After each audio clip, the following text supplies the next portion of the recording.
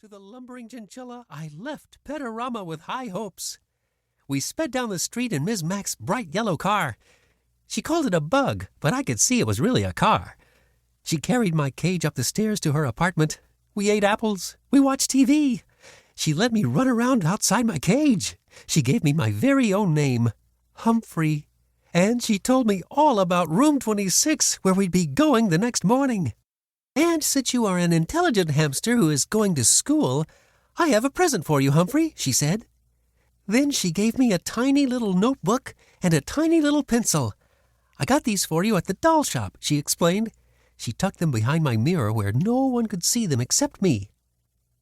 Of course, it might be a while before you learn to read and write, she continued, but you're smart, and I know you'll catch on fast. Little did she know that I could already make out some words from my long, boring days at Petarama.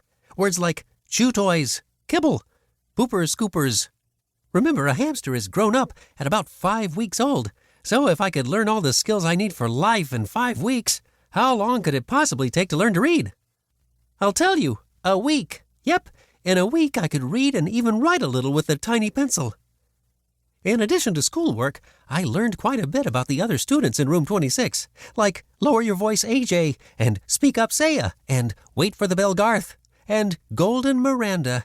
Even after I found out her name was really Miranda Golden, I thought of her as Golden Miranda because of her long blonde hair. After all, I am a golden hamster. Yes, life in room 26 suited me well during the day. My cage had all the comforts a hamster could ask for. I had bars on the window to protect me from my enemies. I had a little sleeping house in one corner where no one could see me or bother me. There was my wheel to spin on, of course, and a lovely pile of nesting material. My mirror came in handy to check my grooming and to hide my notebook. In one corner, I kept my food. The opposite corner was my bathroom area because hamsters like to keep their poo away from their food. Who doesn't? All my needs were taken care of in one convenient cage. At night, I went home from school with Ms. Mac, and we watched TV or listened to music. Sometimes Ms. Mac played her bongo drums. She made a tunnel on the floor so I could race and wiggle to my hamster heart's content.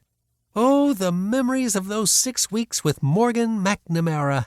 That's her real name, but she told her students to call her Ms. Mac. That's how nice she is, or was. On the weekends, Ms. Mac and I had all kinds of adventures. She put me in her shirt pocket right over her heart and took me with her to the laundry room. She had friends over, and they laughed and made a fuss over me. She even took me for a bike ride once. I can still feel the wind in my fur. I didn't have an inkling until this morning of the unsqueakable thing she was about to do to me. On the way to work, she said, "Humphrey, I hate to tell you, but this is my last day in room 26, and I'm going to miss you more than you'll ever know." What was she saying? I hung on to my wheel for dear life. You see, it's really Mrs. Brisbane's class, but just before school started, her husband was in an accident, so I took over the class. Today, she's coming back for good. Good? I could see nothing good in what Miss Mac was saying. Besides, I want to see the world, Humphrey, she told me. Fine with me. I've thoroughly enjoyed all the world I've seen so far and would go to the ends of the earth with Miss Mac. But she wasn't finished yet. But I can't take you with me. All hopes dashed, completely. Besides, the kids need you to teach them responsibility. Mrs. Brisbane needs you too. Unfortunately, she didn't tell Mrs. Brisbane that. Mrs. Brisbane was already in room 26 when we arrived. She smiled at Miss Mac and shook her hand. Then she frowned at me and said, "Is that some kind of rodent?" Miss Mac gave her the speech about how much kids can learn from taking care of another species. Mrs. Brisbane looked horrified and said, "I can't stand rodents. Take it back." The "it" she was talking about was me. Miss Mac didn't bat an eyelash. She put my cage in its usual place next to the window and said the kids were already very attached to me. She attached Dr. Harvey H. Hammer's Guide to the Care and Feeding of Hamsters to the cage, along with a chart to make sure I was fed and my cage was cleaned on time. The children know what to do.